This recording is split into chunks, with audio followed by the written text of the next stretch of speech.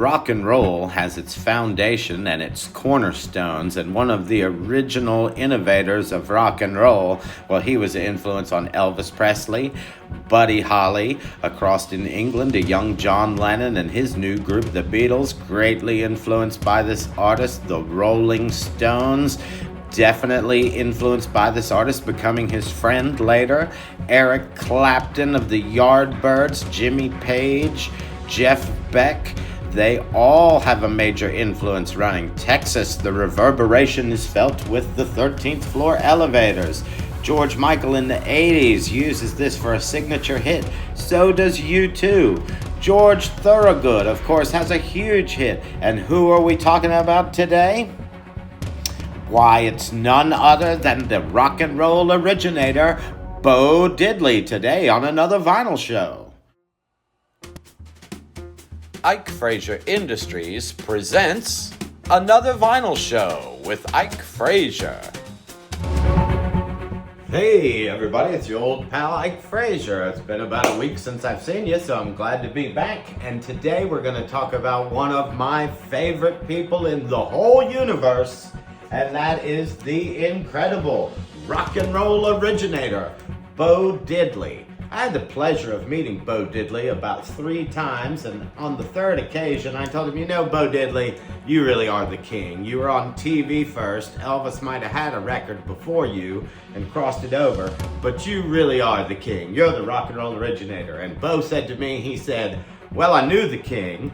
I said, yeah, you knew the king, but now you're the king. And he goes, well, you're right, I am the king. And so today we celebrate Bo Diddley and Billy Boy Arnold and Jerome and Clifton James and so many great people today that we'll talk about are influenced by Bo Diddley. But Bo Diddley's first album actually came out on Chess Records instead of Checker, which is his regular label that almost every Bo Diddley record appears on Checker. Now there's a beautiful autograph picture from Bo that he got signed for me in 1991, so long ago. But that's the first album. Now if you don't have any Bo Diddley records in your collection, you really are missing some incredible stuff. And here is the box. Now you should really get this box because it has so many great songs on it. 45 songs on 3 records and 2 compact discs, and that's signed by Bo right there.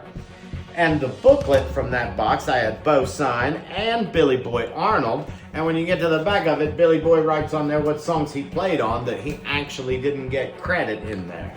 So today I just want to celebrate Bo Diddley, and going back and listening to this record, I tell you what, it just really made me shout, hoop, and holler right along with Bo. It's a great record.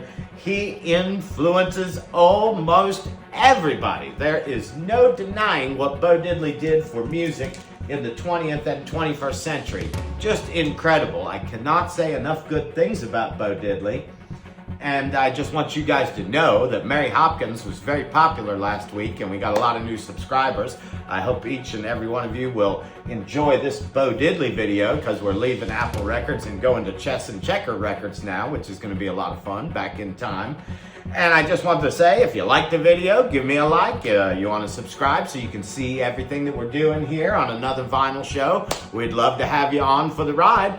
But until then, next time, it's your old pal Ike Frazier, and I hope you enjoy this video about the man, Bo Diddley. And I'll see you next time, my friends.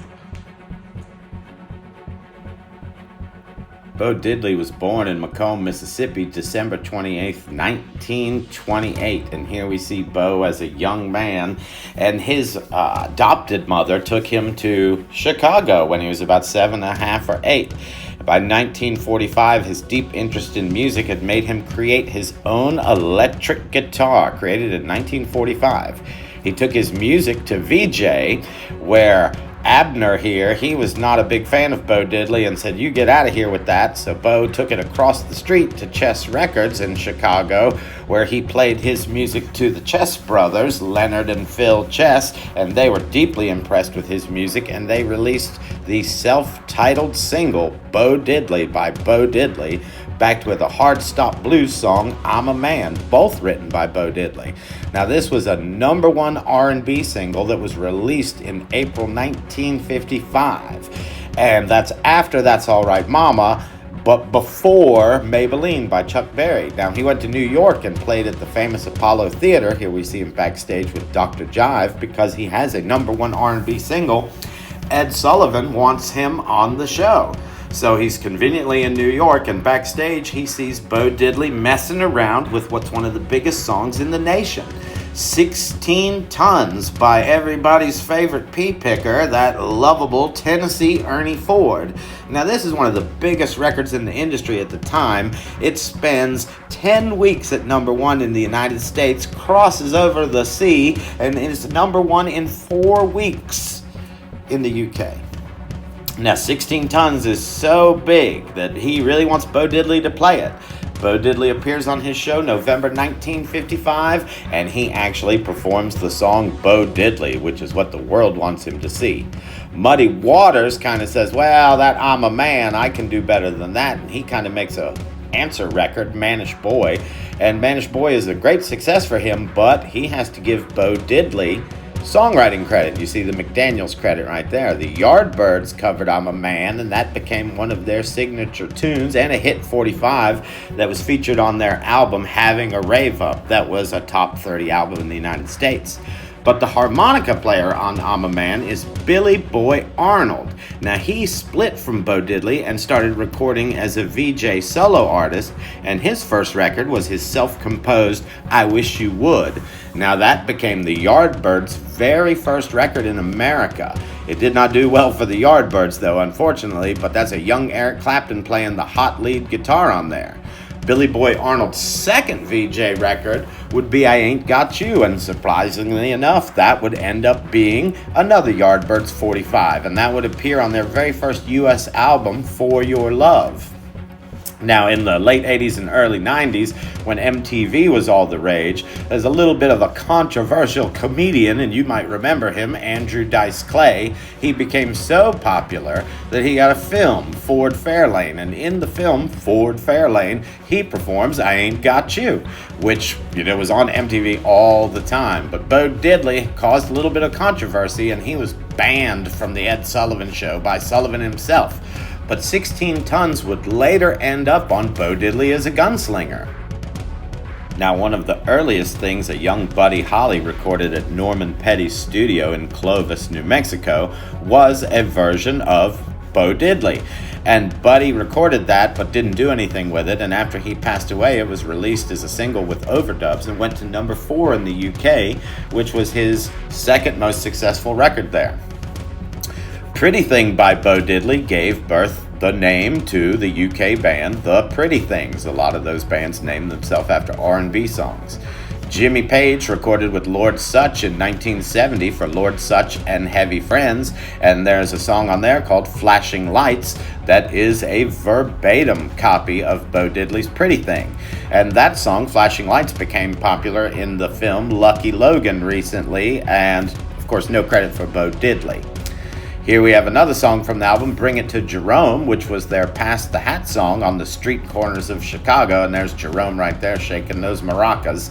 He is the man and Bo Diddley's foil in a lot of songs. Who Do You Love?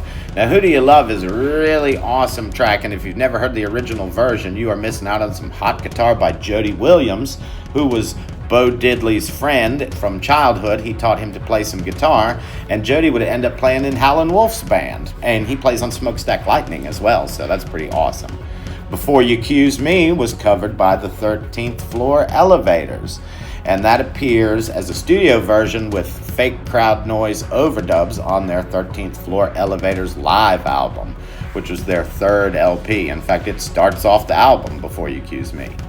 Eric Clapton covered Before You Accuse Me on Journeyman, and that album went to number 16 and number 2 in the UK. Diddley Daddy, as another song on the album, a successful R&B song, but not so a pop single. This song was written by Willie Dixon. Now, Diddy Wah Diddy had a new life in the 60s when the Remains covered it, and that was like a East Coast hit for them, and we see their Yellow Label copy of that 45. But on the West Coast at the exact same time, Captain Beefheart and his Magic Band were releasing a version of this song, and Diddy Wah Diddy's credited to Bo Diddley and Willie Dixon. Hush Your Mouth Up. Big old Bo Diddley guitar instrumental, Thick and Wild, Dearest Darling. That's another great track from this album. But what could the values of some of these records be? Well, you might be surprised, because here is a promo of Bo Diddley, $225 on eBay for the 78. Here's the stock copy 78 from April 1955, and that went for $150 on eBay and $90 on Discogs. Who Do You Love? That is $200 on eBay for a stock 78, and it better be shiny to get that $200 for sure.